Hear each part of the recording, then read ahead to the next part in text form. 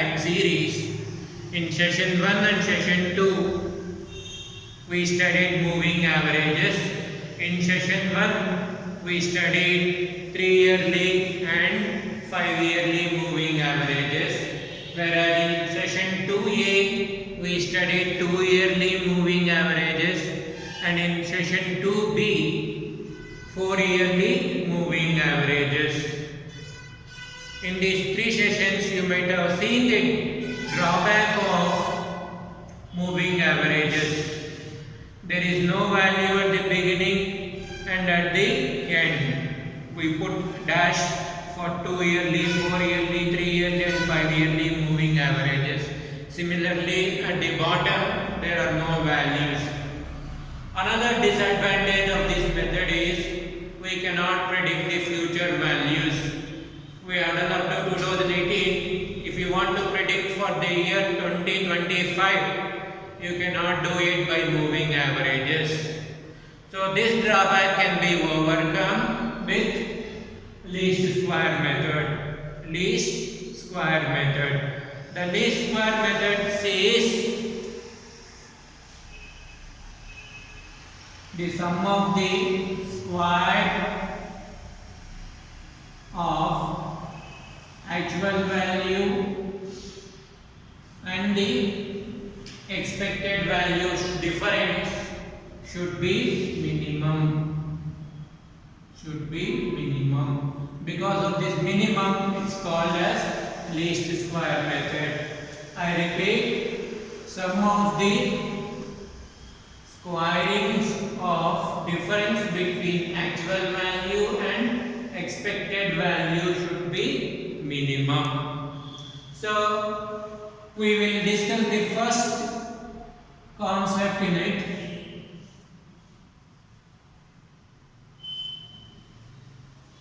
Straight line or linear trend or y is equal to a plus bx or first degree. All these concepts are same. So the equation form is y is equal to a plus bx. For this equation, we will get two normal equations. Summation y is equal to na plus b summation x. Summation xy is equal to a summation x plus b summation x square. We will get two normal equations.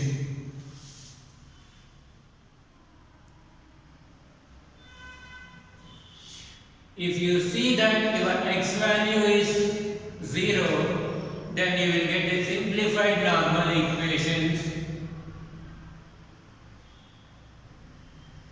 when sigma x is 0. When sigma x is 0, first one, sigma y is equal to na. From here we will get a equals to sigma y by n. And in the second normal equation, sigma xy is equal to b summation x square. From here you will get b is equal to summation xy divided by summation x square. So to get a straight line, you should know the values of a and b. A is calculated by summation y by n, where n is the number of values or number of years, and b is calculated by the formula b is equal to summation xy divided by summation x square. After that, you can write it in a equation form. Y is equal to a plus bx. This is called as fitting a straight line. Fitting a straight line. You will get two kinds of problems. One with one center, that is odd values. Then a problem with two centers, even values. For example, there are 7 values.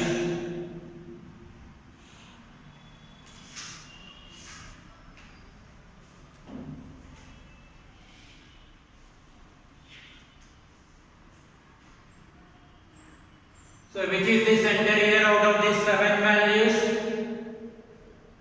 2014. Now its corresponding x value opposite to it is 0. Above -1, -2, -3. Below the 0, 1, 2, 3. So that your x value will become 0. X total will become 0.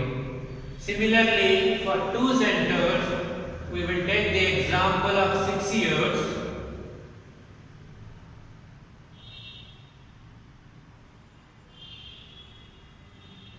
Here we will get two center values.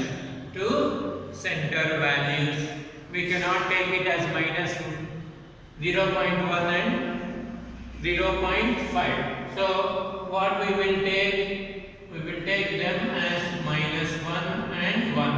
-1 and 1. How many centers we have? Two centers. We will increase it by 2. 1 plus 2, 3. 3 plus 2, 5. Upwards, -3, -5. These are the x values. Again, your x total is 0. With this, we will simplify the normal equations to this form. A equals to sigma y by n and b is equal to sigma xy divided by sigma x square. We will see how to fit a straight line, find the trend values in the next session.